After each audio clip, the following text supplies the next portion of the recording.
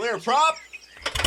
Star 73, Yankee number 2, following twin traffic, 3 mile final, clear Pleasantville. 1 Charlie Bravo, exit in runway 25, going 4 mile final. This is Behind the Prop with United Flight Systems owner and licensed pilot Bobby Doss and his co-host, Major Airline Captain and designated pilot examiner Wally Mulhern. Now let's go Behind the Prop. What's up, Wally? Hey, Bobby. How are you? Fantastic as always. This week we are going to do a show based on an article that we found in Flight Training Magazine, something we both really enjoy from the AOPA. If you're not a member, you should be a member of the AOPA, and Flight Training Magazine is one of the benefits. This is an article from the July 2018 magazine, and it's a really good article. It's something that, as a flight school owner, I try and teach these guys and girls how to be better instructors for students. And I talk about these 4 phases that instructors go through. When I'm hiring them, they're hungry, they just passed the check ride, they know everything that they think they need to know to be an instructor. And I always tell them, you're not ready, you're nowhere near ready. And there's this thing where we do some fundamentals of instruction, and we just don't. I think we're teaching people how to pass check rides, and we're not teaching people how to be great teachers of what they need to be teaching to make great pilots. And so there's this phase where I think most instructors probably get trumped or stumped on some of the things that they talk about in their first 250 hours of dual, right? Somebody knows from playing flight simulators or something, they know something that the instructor doesn't even know yet because they read an article about it. And the instructor's like, wow, that's interesting. I'll follow up on that. And then from 500 to maybe 1,000 hours, they probably aren't getting stumped anymore, and probably getting, maybe cocky is not the right word, but they're getting really sure of themselves. And they have this, I don't know, most of what I've seen is you need me more than I need you, maybe is the what's in my head. And right at that 1,000-hour mark, the statistics say that CFIs get to the most dangerous point of their career, right? They've been teaching, they probably have 750 hours dual. They probably can instruct with their eyes closed for the most part, and they really got to be diligent around that 1,000-hour mark. And then from 1,000 hours on, I think there's this short timers disease, right? They see the light at the end of the tunnel nowadays. They know they're going to get a job with the airlines, and they start thinking about that departure. And that departure becomes more important in most cases, unintentionally. This isn't something that's flight instructors. All flight instructors are trying to avoid these phases of being a flight instructor, but they get to this point where they think departing is really key, and it is because it's their career. But they got to take care of their students if they want to keep going. And while I warn every flight instructor, most say they won't become that way. They kind of have some twinge of that throughout their instructing career. While you see hundreds of instructors who have put candidates and applicants inside of your cell phone to do check rides for, do you feel that some of those phases are reality with flight instructors? I definitely do. And what I see is I almost see, from my standpoint, I would break it down into 3 phases. The first phase that I see is a very hungry instructor communicating with me.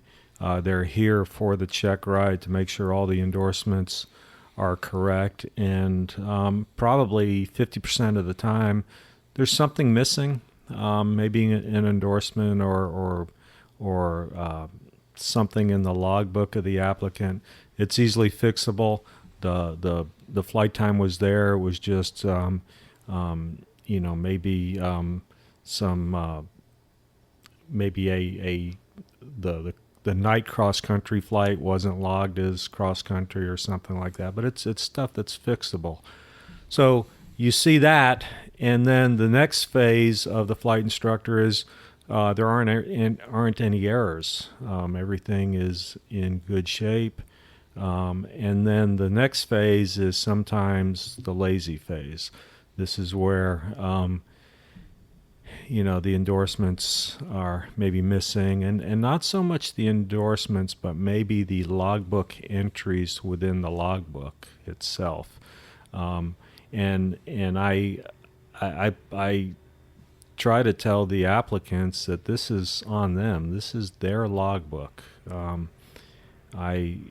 You see some logbooks where the remarks are blank, and I tell the applicant, you put something in there. Put something.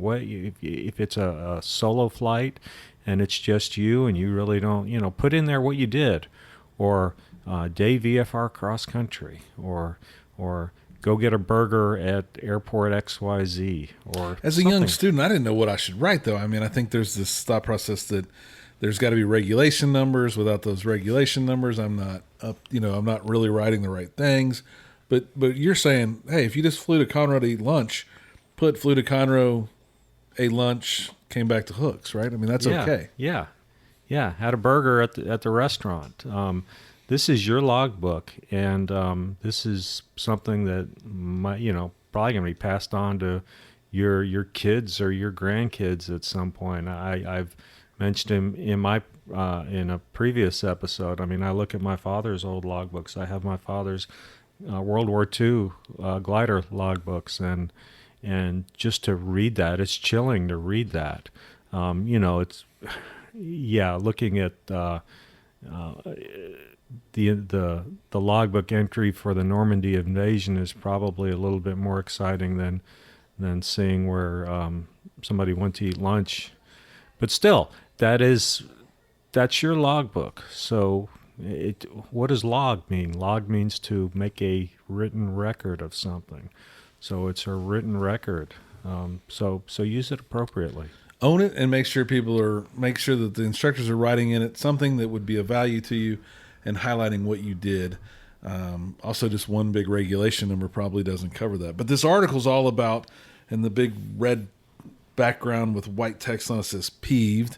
I think it's something that students struggle with, and I don't think instructors really know it or believe it. And if you're a student that's struggling with this stuff, have a candid conversation with your instructor, or go see the guy who owns the flight school or the girl who owns the flight school. But the title of the article is 10 Things Instructors Do That Drive Students Crazy. And we're going to talk about them all a little bit today. So, number one, flight instructors say this, and they shouldn't say this, but they do it, and they mean it probably more than they should too.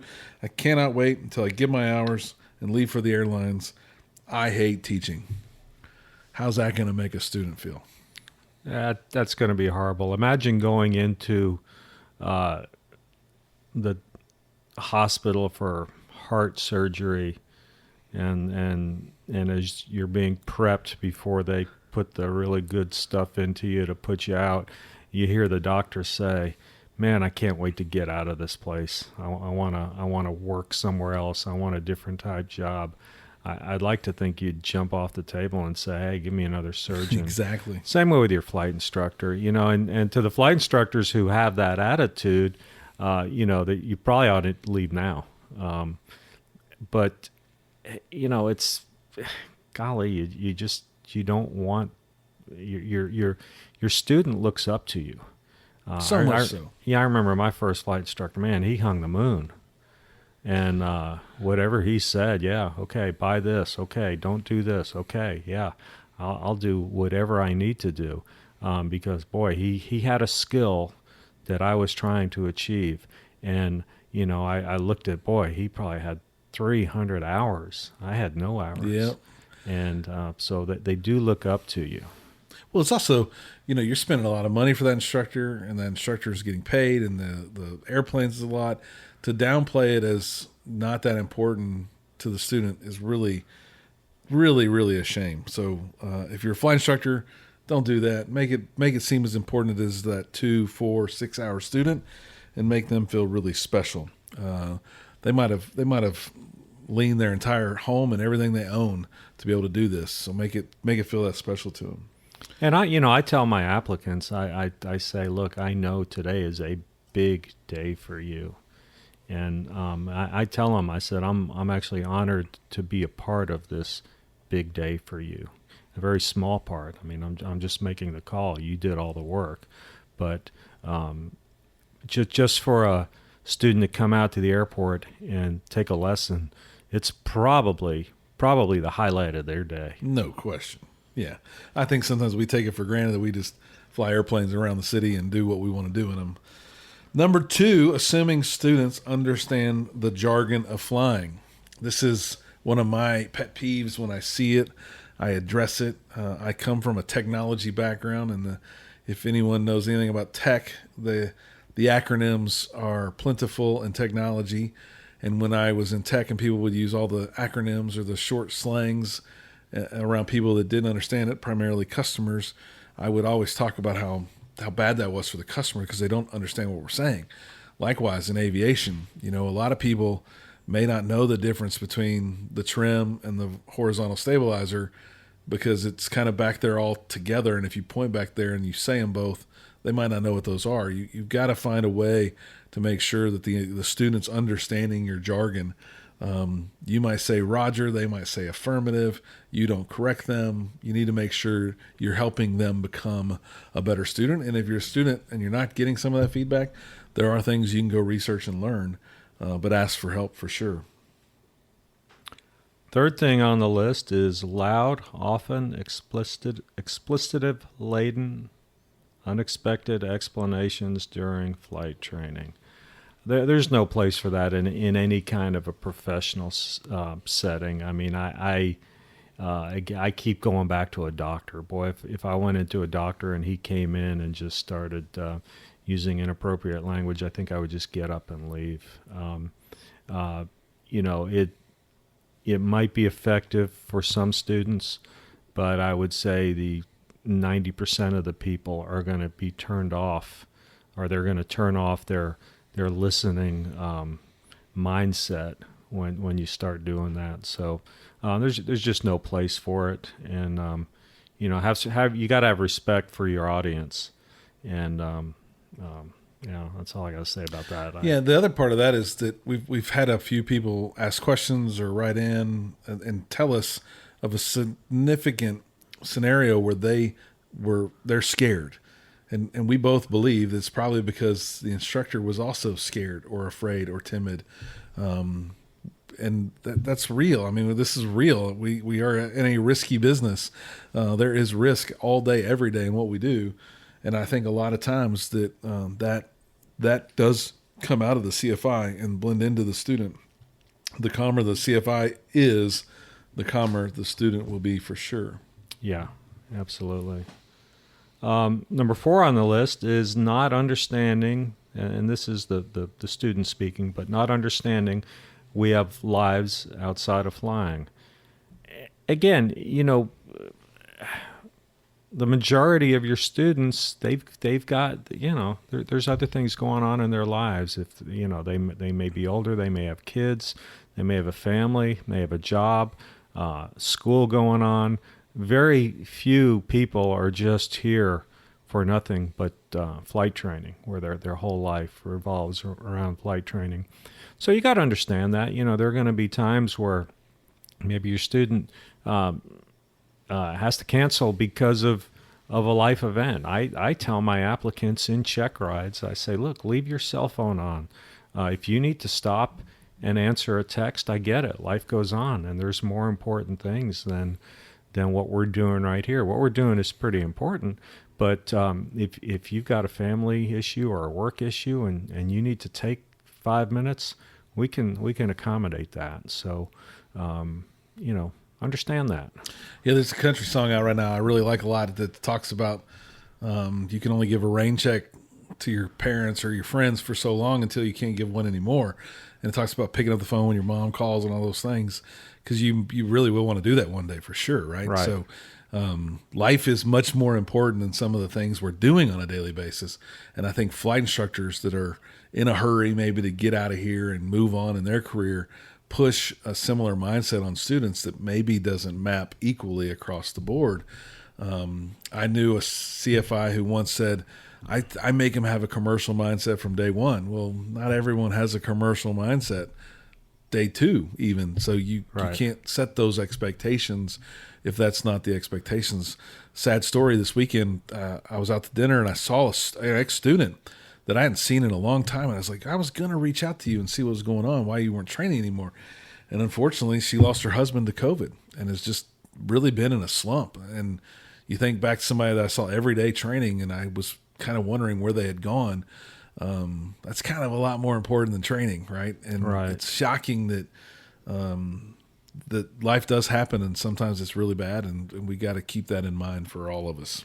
Yeah, with all my applicants, I'll spend about 5 to 8 minutes or so just getting to know them a little bit. And a lot of times I'll start the conversation with, why are you here? Why are you trying to get your private pilot certificate? And if they say, well, I want to do this for a living, I'll say, okay, if you could write your own script, where will you be in 2 years? Some of them, want to be flight instructors. Some of them have other aspirations. And so I just, where's their mindset? Some people want to get their private pilot certificate, and that's their goal. Yeah, I think when you gave me my instrument check ride, my dream, my long, big dream was just to be able to fly my wife to the casinos if the clouds were 2,000 feet. Yeah. I had no other expectation than doing much more with being a pilot than that. Like that was the end goal. And here we sit today. Things have changed drastically. So I would have never, it would have never been good for me for someone to take that commercial approach early on with me and hold me to standards that weren't really fun flying. I would have been turned off and probably walked away. Yeah.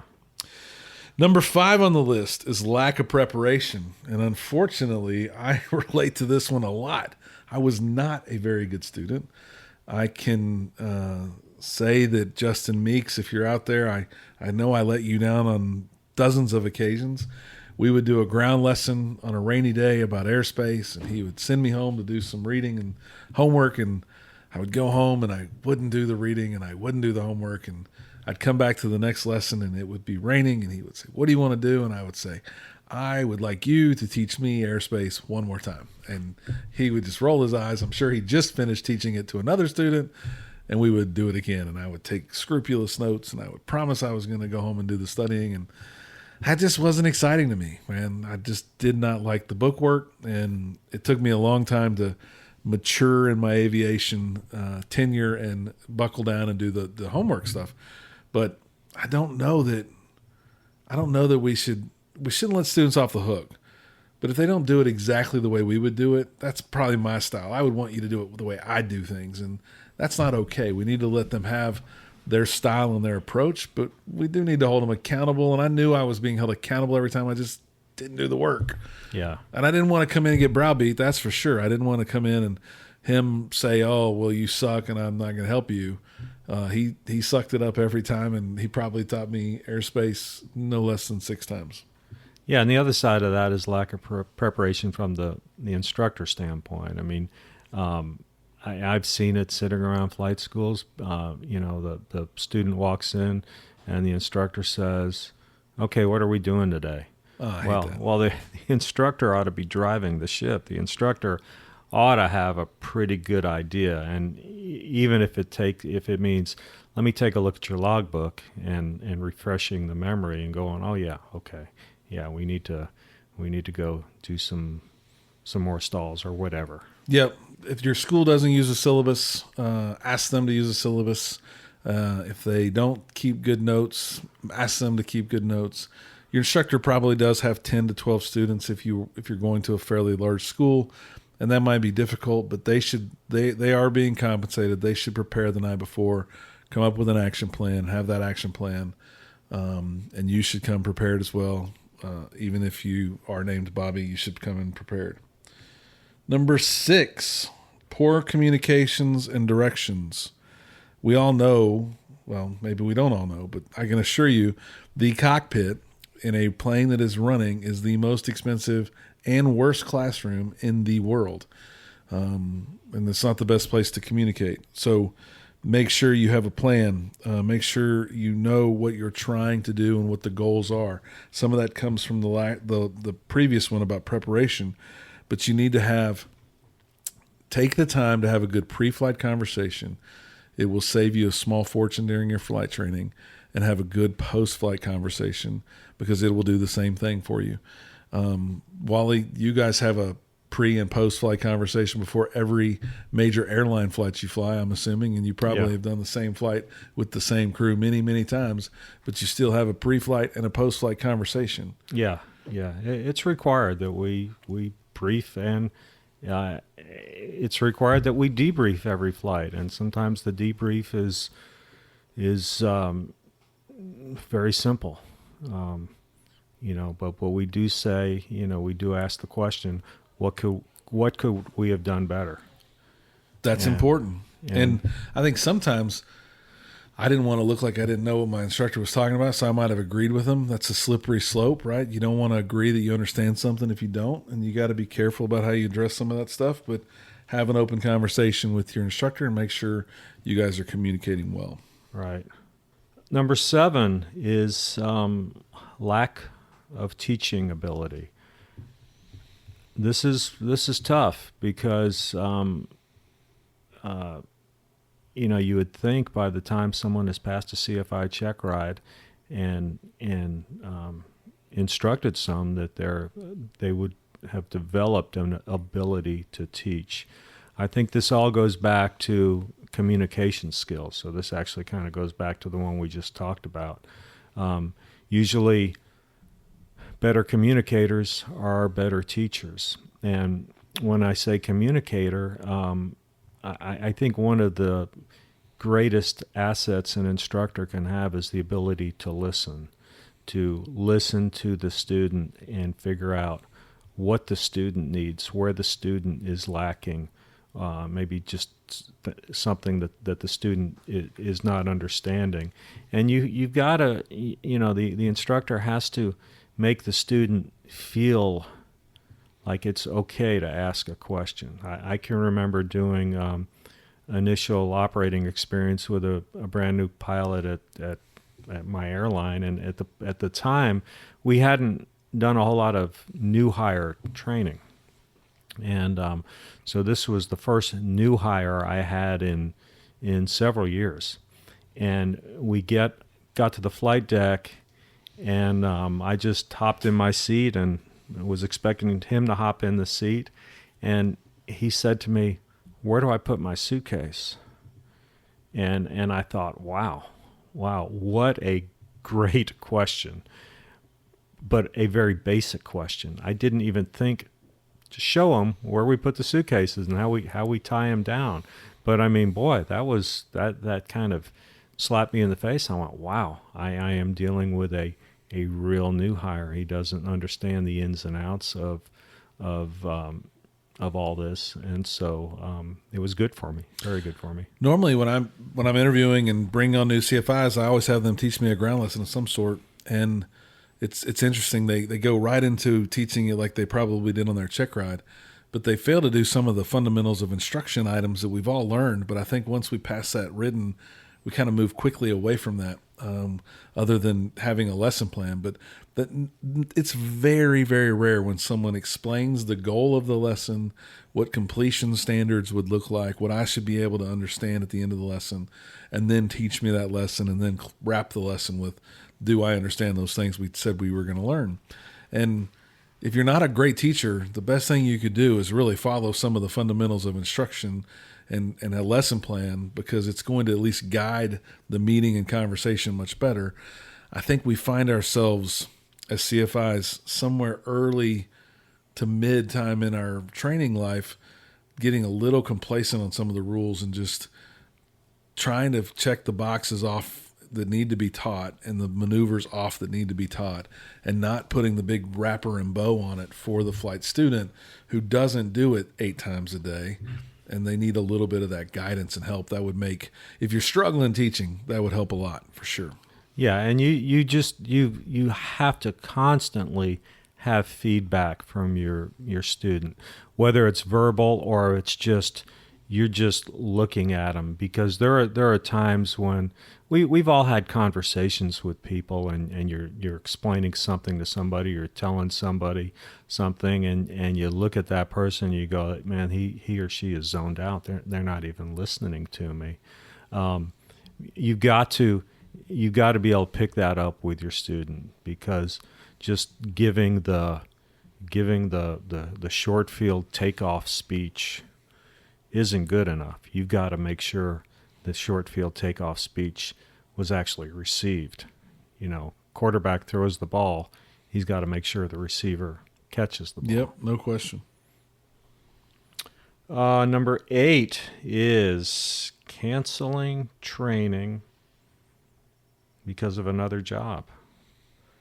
Man, that's happened here, and it makes me mad. Somebody gets called so they can fly in a King Air for the day, and they take 8 students off the calendar and go fly King Air. Yeah. Unacceptable in my book. And a CFI will hear it. I get it's important and big time that they should go. They want to go build, but you can't dump 8 students and go do that. That's not fair. I don't care if it's a CJ4. You can't cancel on 4 students. Again, you just took 8 highlights of the day and gave them away for your one highlight of the day. And it's just, it's too selfish.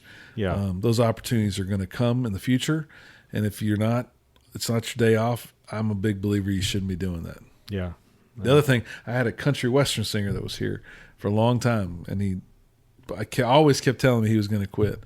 And Sean, I know you've made a big aviation career for yourself. I'm proud of you, but he would cancel for a gig. He'd get called to do a show, and he would cancel on 3 or 4 students on a Friday afternoon to go do that show, and it was painful for those students, and you just shouldn't do that. Yeah, absolutely. Number 9, not keeping notes about a student's flight training. We talked about this a little bit earlier, but it is critical that you follow a syllabus, use a syllabus, make the student be responsible for some of what's coming, but you as an instructor also take notes, know what they need to repeat, if anything. That's syllabi, in my opinion, and we have it electronically here so all CFIs can see it and all administrators can see it. But they should be able to hand that syllabus to someone and that person know exactly where they're at. One of the biggest complaints for flight students that I hear is that early on, before we use the syllabus as religious as we do today, was I don't want to have to refly anything. I feel like I'm having to refly with this other instructor that, Tom went to the airlines and now I'm working with Bob and Bob wants me to refly stalls. I've done that proficiently with 2 other instructors. Why do I have to do it again? That's painful. It's expensive. And flight instructors, flight schools, independent or not, you guys should be doing better to help it be easier on a student for sure. And number 10 is not celebrating the achievements. And I can give a personal story on this. December 7th, 1981, I soloed for the first time. And I just remember coming in and tying the airplane down and walking in, and my instructor said, "All right, congratulations. Let me see your logbook." And that was the end of it. And I remember driving away thinking, wow, okay, I guess it's not a big deal. I kind of thought it was a big deal, but I guess it's not, because that's the only time that the only time I had seen a solo was my solo.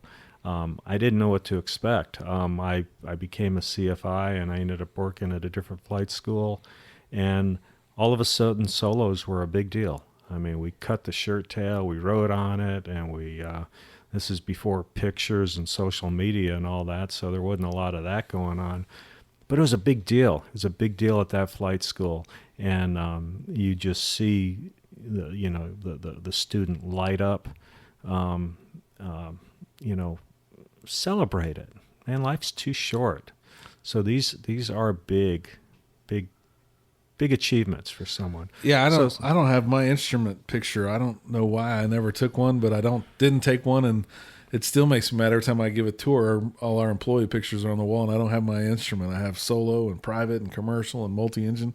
I probably should just go stand out there. I look bigger and older than I did back then, but it is a big deal. And I think not just the major milestones, getting back in the right seat, someone coming in for a flight review that hasn't flown in 10 years, celebrate that with them. It's a big deal to them.